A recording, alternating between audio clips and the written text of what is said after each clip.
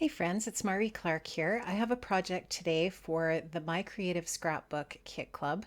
I'm working with the April main kit today, and I'm starting off here today with a piece of white textured cardstock, a couple of square black and white photos, and I'm going to do a tiny little bit of mixed media on my layout today. So I just wanted to measure off here kind of like a strip where I want my photos to go and my mixed media so that I just sort of have a guideline of where I'm going to put this ink that I'm going to be blending on here with my tailored expression blending brushes. I'm going to start off here with some antique linen distress oxide ink, and I'm just going to really lightly blend this on. I don't want it to be too dark. I want this to just be a really subtle bit of mixed media here on my project. This project is going to be just really soft and delicate, I guess, looking. And I didn't want the mixed media to be too bold on here. So I am just blending this on lightly, and I'm going to do several colors here. This is abandoned coral. I want all of my colors to blend nicely with the My Mind's Eye pieces that I'm going to be using here for my layout. So this is tumble glass. All of this is Distress Oxide ink. And I'm mostly working with the My Mind's Eye Gingham Garden collection, which is primarily what is in the My Creative Scrapbook April main kit.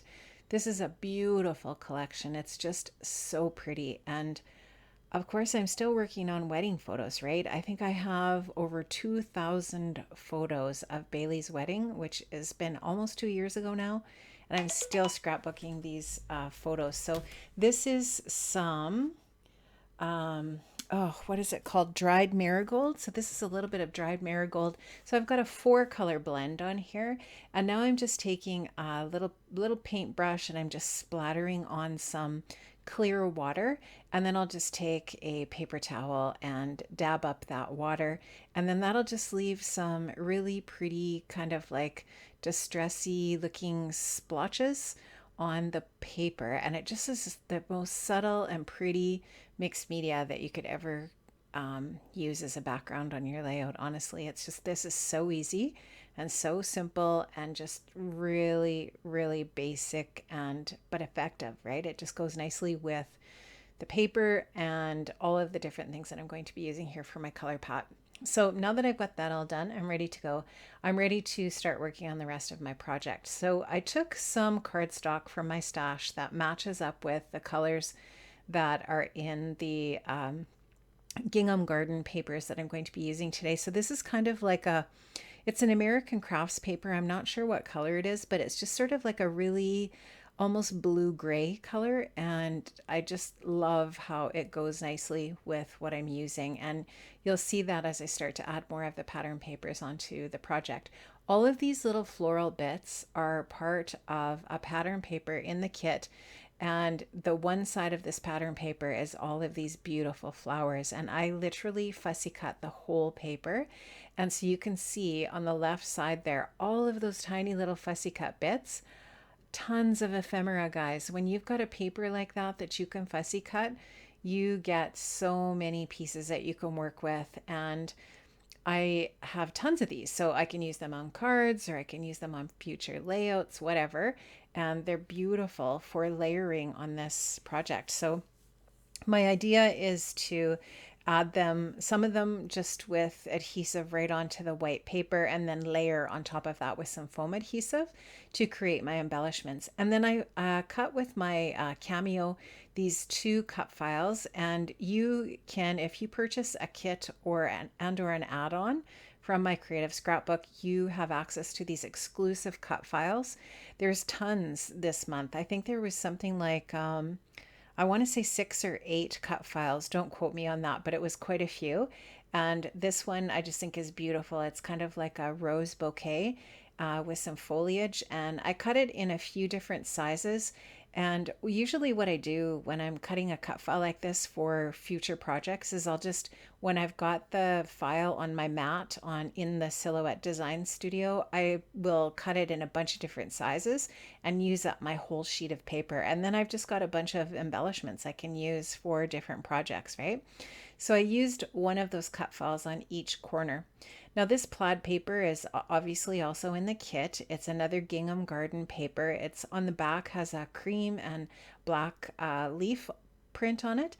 And I'm going to use the plaid side because I wanted to, again, use that kind of blue-gray color.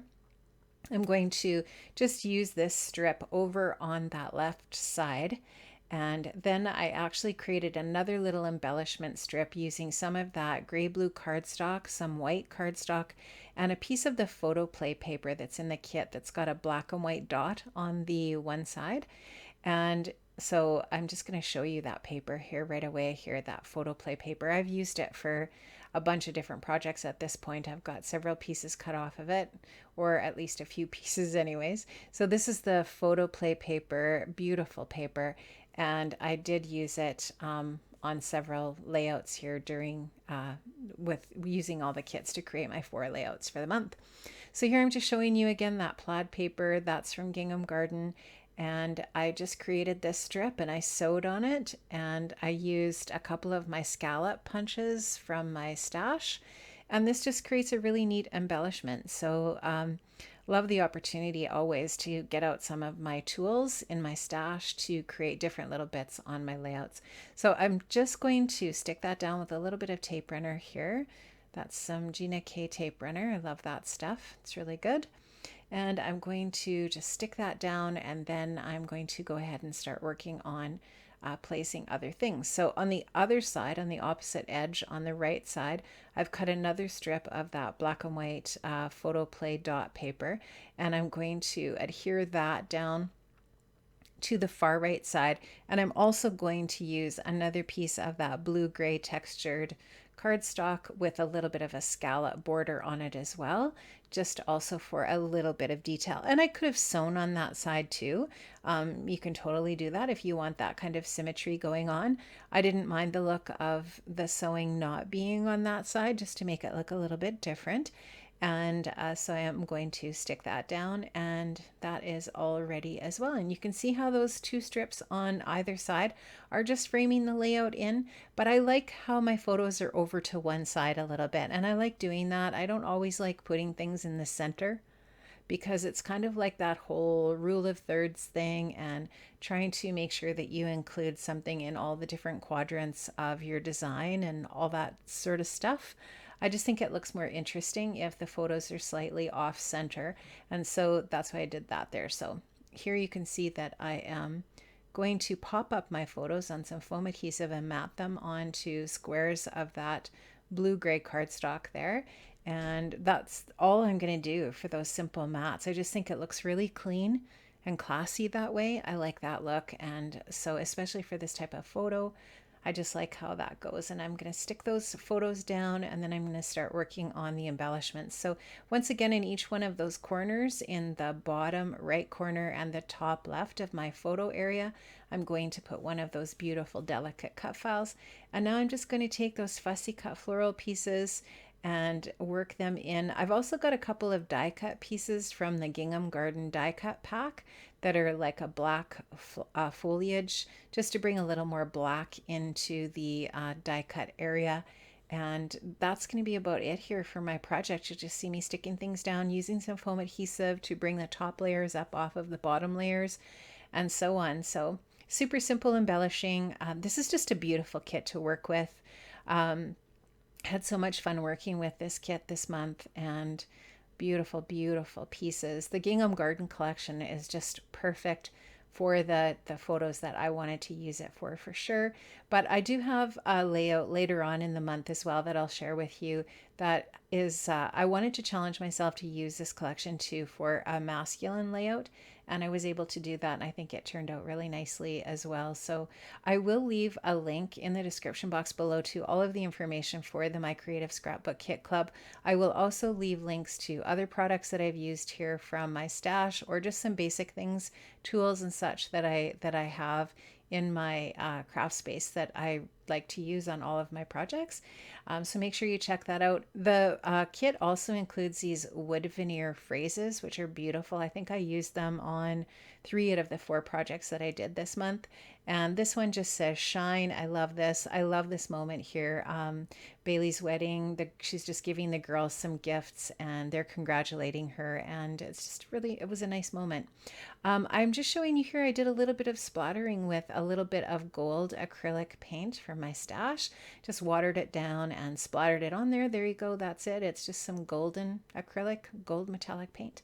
Thanks so much for stopping by today, guys. Once again, make sure you check out those links in the description box below. And I will see you again later this month for more projects from my Creative Scrapbook Kit Club for the April main kit.